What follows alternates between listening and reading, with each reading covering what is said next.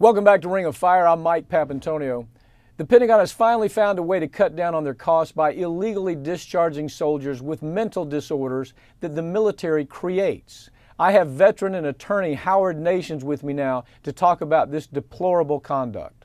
So Howard, it looks like the military has found a new way to scam military veterans, and that's to get rid of them with personality disorder diagnosis.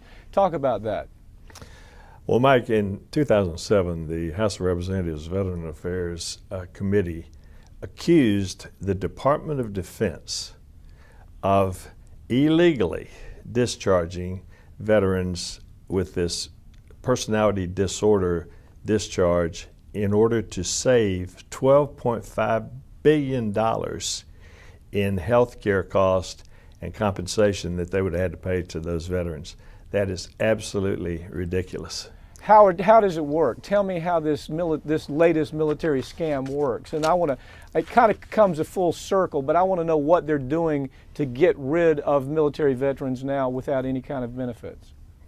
Well, a study was just released, Mike, that where the conclusion is that the U.S. military, it has a systemic personality disorder discharge problem, and they're illegally violating discharge rules and have discharged 31,000 people since '01 as personality disorders. Now, personality disorder is an individual who has an inflexible, socially inappropriate behavior, which is, what is that? It's not a diagnosable major brain injury or any, it's an axis 2 injury.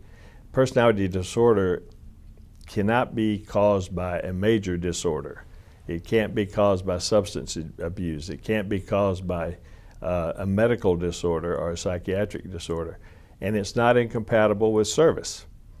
But in order to be a personality disorder, to discharge for personality disorder, they have to find that it interferes with the duties of the soldier. Okay, so Howard, let me ask you this. If I'm hearing you right, of course, you've handled cases like this in court when you've cross-examined psychiatrists on this issue. There's about 8 specific kind of requirements to even make the diagnosis of PD, a personality disorder. And one of them is you have to go spend a lot of time with history talking to the family. That's not being done here, is it? No, it's not. And also you have to have a very careful psychiatric examination. What we find is that the gravest results of this is that they're not reaching the real diagnosis. It's not that you're just putting people out because of a personality disorder, but people who do have these problems should be carefully diagnosed for the axis 1 injuries. They should be carefully diagnosed for PTSD and traumatic brain injury. Now, you and I have both tried cases involving traumatic brain injury, and we know how difficult it is to prove and how difficult it is to diagnose.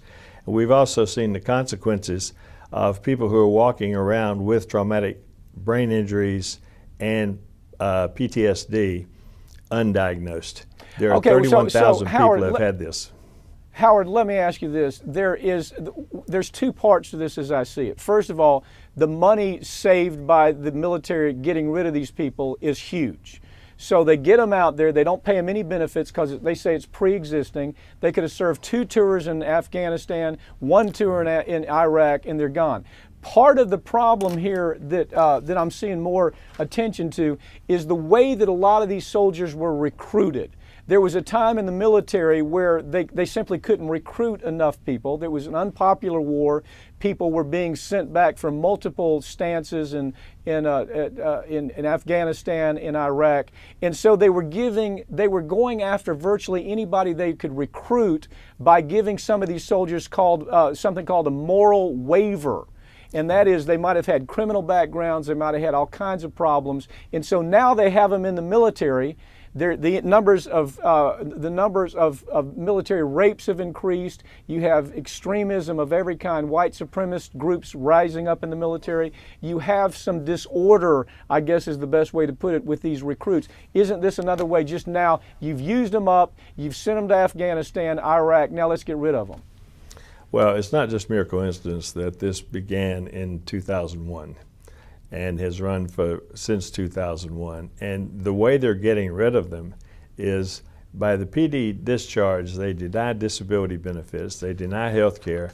They've even required some of them to refund their re-enlistment bonuses. And then when they get out, they have the stigma of a PD discharge because it says personality disorder discharge. And this interferes with them trying to find civilian employment. So they denied disability, they're denied health care, and we have no idea what percentage of those 31,000 who have been discharged under the PD are in fact brain injured or have PTSD. Howard, one thing we do know is after the media and congressional attention was paid to this and they saw that this looked like a scam, there was publicity, the numbers went from almost 4,000 of dismissals, discharges from PD to about 1,000. What do you think of that? I mean, isn't that one of the signs that what we're talking about is absolutely clear this is a scam? Well, it is. And what happened was in 08, Senator Obama and Senator Biden requested the GAO study. The GAO studied 371 cases, and they concluded that there were hundreds or even thousands of illegal DODs admitted that the DOD even admitted that some of those people may have PTSD or TBI.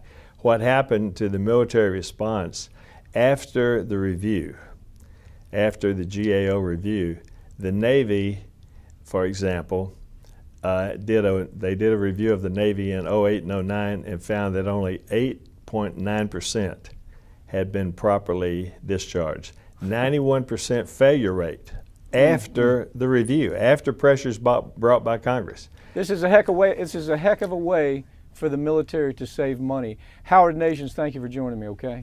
A pleasure, Mike.